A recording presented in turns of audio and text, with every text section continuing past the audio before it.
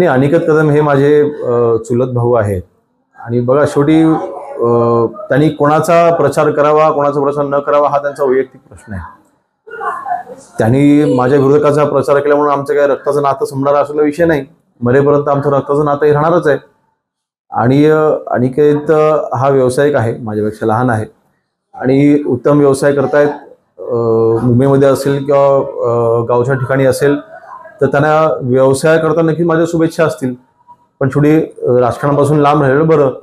राजकारण म्हटलं की थोडी धुसफूस होते आणि ती होऊ नये अशी माझी अपेक्षा असणार आहे मोठा भाऊ म्हणून.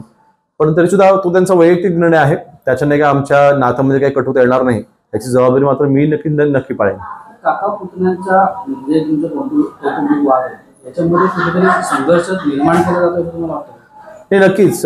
मध्यंतरी 2.5-3 वर्षापूर्वी आम्ही प्रयत्न केले होते की आता अनिकेतच्या साखरपुड्याला लग्नाला आम्ही संपूर्ण कुटुंब आम्ही होतो आणि महाराष्ट्रासमोर कौटुंबिक वाद जाऊ नये ह्या विचाराचा मी आहे. ते कौटुंबिक वाद हे नेहमी 4 भिंतीच्या आतच राहिले पाहिजेत.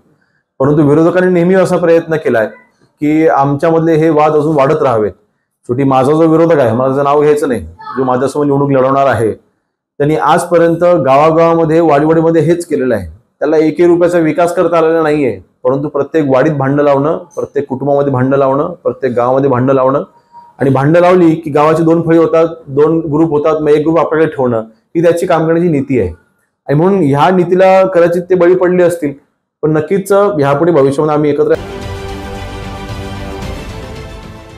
देश विदेशातील प्रत्येक घडामोडींचे लाईव्ह अपडेट मिळवण्यासाठी आता साम टीव्हीच्या सर्व सोशल मीडिया प्लॅटफॉर्मला लाईक, फॉलो आणि सबस्क्राईब करा.